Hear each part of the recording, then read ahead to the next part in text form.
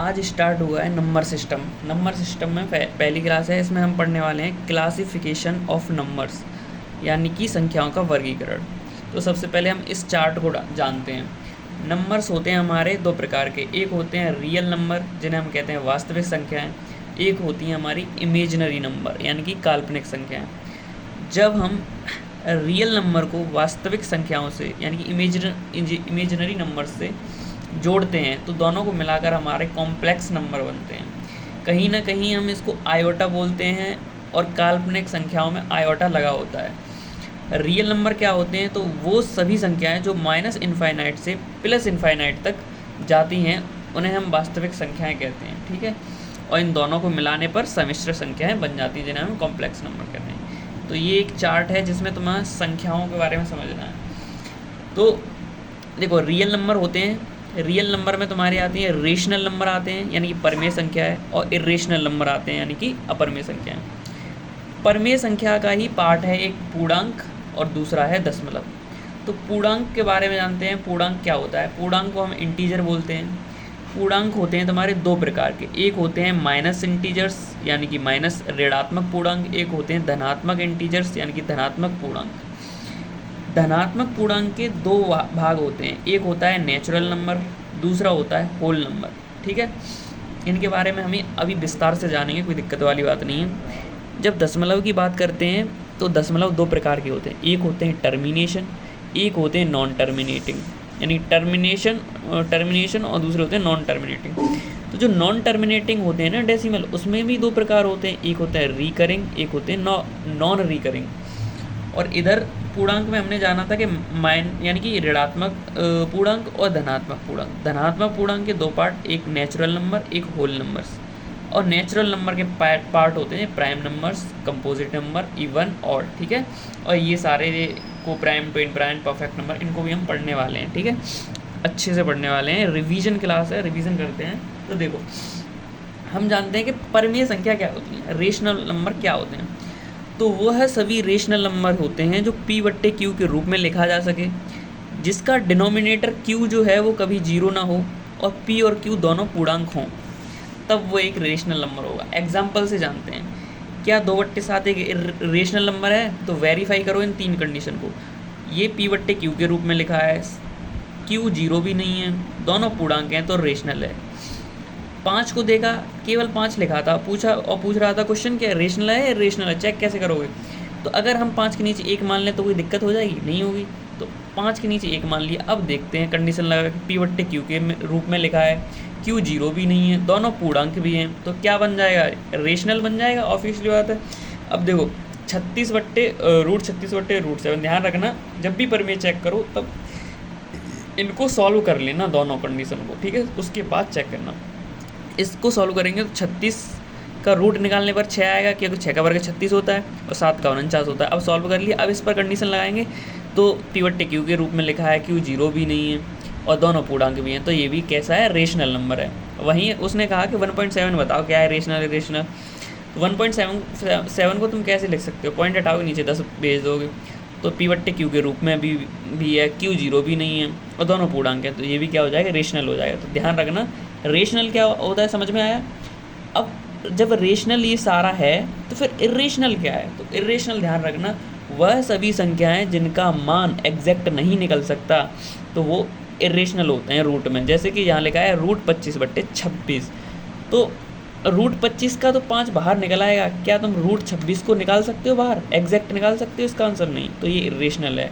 √27 को तुम 3 लिख सकते हो, √29 को लिख सकते हो? नहीं, तो ये क्या है? इरेशनल है। रूट में जो संख्या होती हैं, रूट में माइनस में होती हैं, या फिर जिनका एग्जैक्ट मान नहीं निकाला जा सकता, वो सारी की सारी इरेशनल होती हैं, ठीक है। नेक्स्ट पॉइंट पे बात करते हैं। देखो, रेशनल इरेशनल, पाई के बारे में जानते हैं। पाई क्या होता है? तो ये जो एक सर्कल होता है, इसको बोलते हैं हम परिधि, इसको बोलते हैं हम यहाँ से लेकर केंद्र सेंटर वाले को डायमीटर यानी व्यास। जब हम परिधि को व्यास से डिवाइड करते हैं तो हमारे पास पाई का मान आता है। पाई की एक जो वैल्यू है ना 3.14 या फिर 22/7, तो ये एग्जैक्ट वैल्यू नहीं है, इसका मान है, ये अप्रॉक्सीमेट वैल्यू है। जब भी पूछेगा कि पाई क्या है, तो पाई एक इरेशनल नंबर है, यानी कि अपरिमेय संख्या है। लेकिन पाई का मान पूछेगा तो पाई का मान तुम्हारा पी बट्टे क्यू के रूप में भी लिखा जा सकता है। क्यू 0 भी नहीं है और दोनों पूर्णांक है, तो पाई का मान क्या होगा, रेशनल होगा। ये समझ में आया। दूसरा पॉइंट जानते हैं पूर्णांक क्या होता है, इंटीजर्स क्या होता है। तो जो माइनस इनफाइनाइट से प्लस इनफाइनाइट तक जाए, और दो प्रकार के होते हैं, एक प्लस यानी कि पॉजिटिव इंटीजर, एक जिन्हें धनात्मक पूर्णांक बोलते हैं, एक ऋणात्मक पूर्णांक। धनात्मक पूर्णांक स्टार्ट होते हैं +1 से इनफाइनाइट तक जाते हैं, ऋणात्मक पूर्णांक माइनस इनफाइनाइट से -1 तक जाते हैं। लेकिन फिर जो 0 बचता है वो 0 क्या है, तो 0 केवल एक पूर्णांक है, ना तो वो धनात्मक है ना ऋणात्मक है, ठीक है। अब पूर्ण संख्या होल नंबर को जानते हो, तुम जानते हो प्राकृतिक संख्याएं 1 से लेकर इनफाइनाइट तक होती हैं, लेकिन अब उन प्राकृतिक संख्याओं में अगर तुम 0 और ऐड कर दोगे तो वो होल नंबर बन जाएंगी, यानी कि पूर्णांक बन जाएंगी। तो हम कह सकते हैं कि हर एक प्राकृतिक संख्या होल नंबर होती है, लेकिन हर एक होल नंबर प्राकृतिक संख्या नहीं हो सकती, क्योंकि होल नंबर में 0 आता है। समझे। नेक्स्ट पॉइंट पे जाते हैं। अब समझते हैं हम डेसिमल वाले फ्रैक्शन को, यानी कि दशमलव वाला का सीमन। तो दशमलव जो होते हैं वो दो प्रकार के होते हैं, एक होते हैं शांत दशमलव, एक होते हैं अशांत दशमलव। शांत दशमलव वो होते हैं जो डिवाइड हो जाते हैं पूरे पूरे, अशांत दशमलव वो होते हैं जो डिवाइड नहीं होते हैं, ठीक है, क्योंकि वो अशांत रहते हैं। अब अशांत दशमलव के दो पार्ट होते हैं, एक रिकरिंग डेसिमल जिसे आवर्त दशमलव बोला जाता है, एक नॉन रिकरिंग डेसिमल जिन्हें अनावर्त दशमलव बोला जाता है। तो रिकरिंग वो डेसिमल होते हैं जो ख़त्म तो नहीं होते लेकिन रिपीट होते हैं, जैसे 31 बार बार रिपीट हो रहा है ऐसे ही। लेकिन नॉन रिकरिंग कैसे होते हैं, ये रिपीट नहीं होते, 0.1437981 ऐसे करके रिपीट नहीं होते, ऐसे ही चले जाते हैं। तो जो रिकरिंग डेसिमल होते हैं वो तो रेशनल नंबर होते हैं, लेकिन जो नॉन रिकरिंग डेसिमल होते हैं ये इरेशनल नंबर होते हैं, ये याद रखना।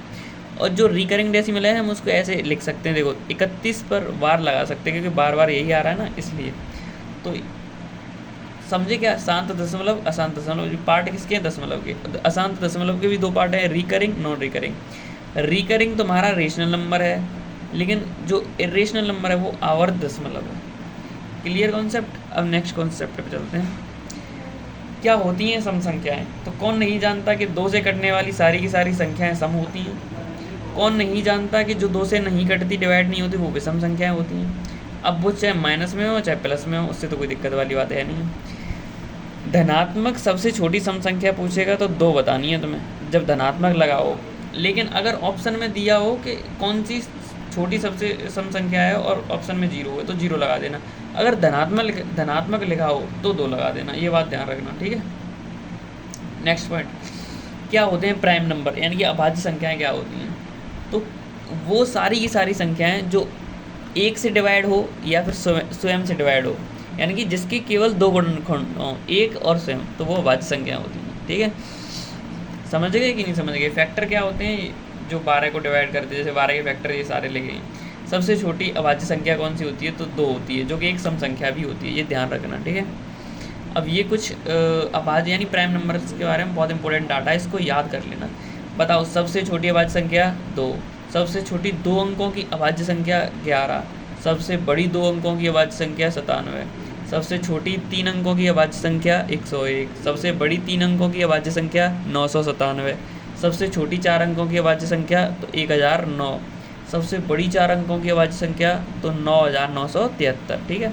अब ये बताओ 1 से लेकर 100 तक कितनी अभाज्य संख्या होती हैं, तो आंसर 25। 1 से लेकर 200 तक अभाज्य संख्याएँ कितनी होती हैं, 46 होती हैं। 1 से लेकर 1000 तक अभाज्य संख्याएँ कितनी होती हैं, 168 होती हैं। ये कोड है एक, इसको याद कर लेना, 44, 22, 32, 23, 21। इससे तुम क्या याद रख सकते हो कि 1 से लेकर 10 तक कितनी अभाज्य संख्याएँ हैं, तुम कहोगे 4। जब तुम्हें पूछेगा 10 से लेकर 20 तक कितनी अभाज्य संख्याएँ हैं, तुम कहोगे 4। तुम्हें पूछेगा 20 से लेकर 30 तक कितनी है, 2। ऐसे करके ये सारी तुम याद कर सकते हो, समझे। अब नेक्स्ट पॉइंट पे चलते हैं। अब ये आज की क्लास होती है एंड, यहीं पर अच्छे से रिवीजन करना।